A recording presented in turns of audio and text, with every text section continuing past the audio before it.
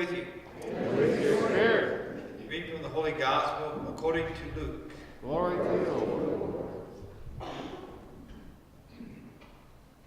When the days were completed for their purification according to the law of Moses, the parents of Jesus took him up to Jerusalem to present him to the Lord, just as it is written in the law of the Lord, every male that opens the womb shall be consecrated to the Lord, to offer the sacrifice of a pair of turtle doves or 2 young pigeons, in accordance with the dictate in the law of the Lord.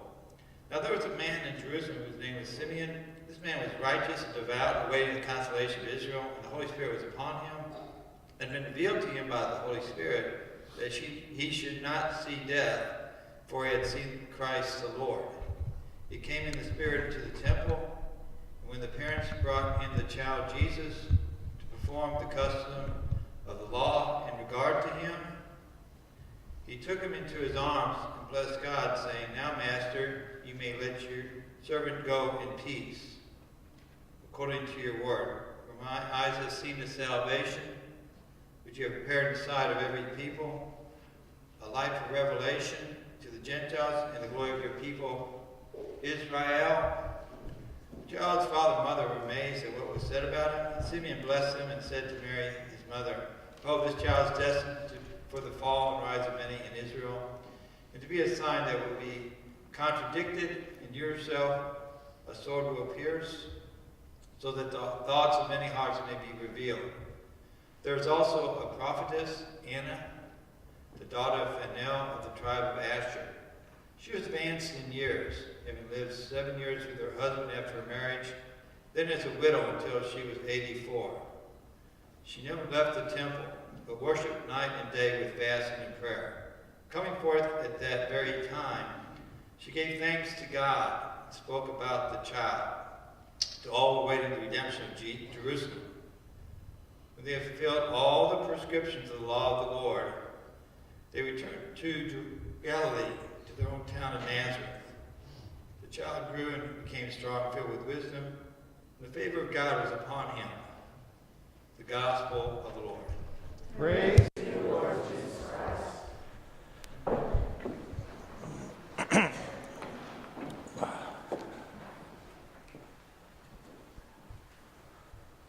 George was advanced in years. He was 79 years old. He was always single. His whole life was George. George was a sailor of the high seas. He sailed throughout the world. But now he had no home to rest, and he was too old to sail anymore. He was looking for a home. His nephew, Bill, always loved Uncle George as his favorite uncle. And Bill offered his house with his wife and 5 children to come stay with him and his wife and children. It was a mutual, agreeable arrangement.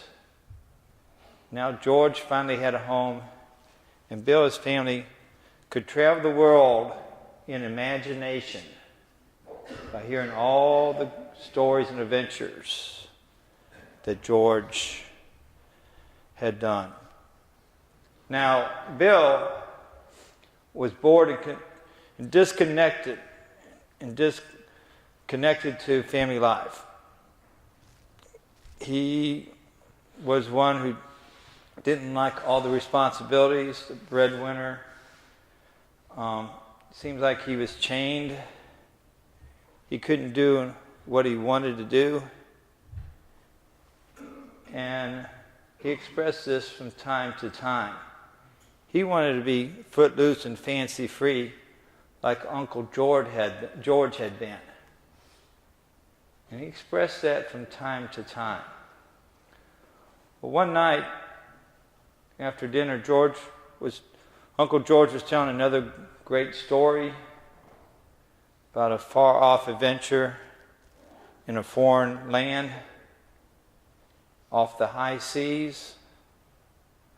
And he mentioned something that perked up Bill's ears. he talked about a buried treasure that was worth a lot. It was a fortune. And there's a map to that buried treasure. And it was priceless. Well, about 2 years later, Uncle George passed away. And Bill went through his few belongings. And sure enough, there was an envelope that was marked Bill. So Bill opened up the envelope. And inside, he saw something. It was a map. So with pounding heart, shaking hands, he was trying to figure out where this treasure was. He kept working it, figuring it out. Finally, he pinpointed where that treasure was. He was ready. But he figured it out. His own address, his own house, his own home, his own family was the treasure. It stunned him. Sort of woke him up. Uncle George was trying to give him a message. Don't be disconcerted with your family. That is your treasure.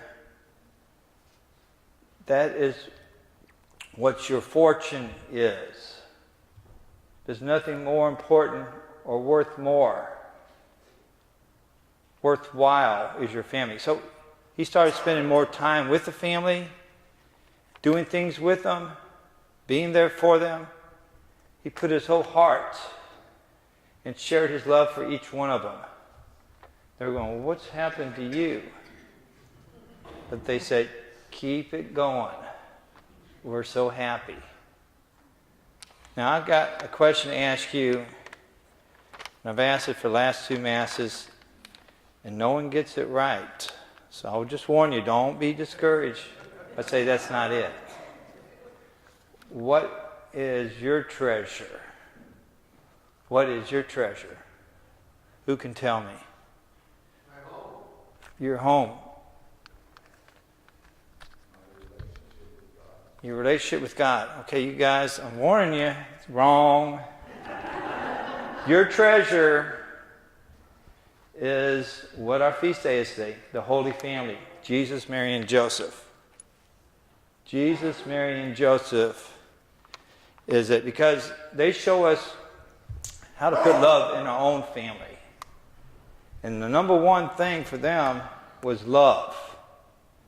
They shared it to the point where Jesus cared so much that he died on the cross with hands out. Also, another thing that the family did, showed us today, so important, is obedience. Obedience. Did you notice in our reading?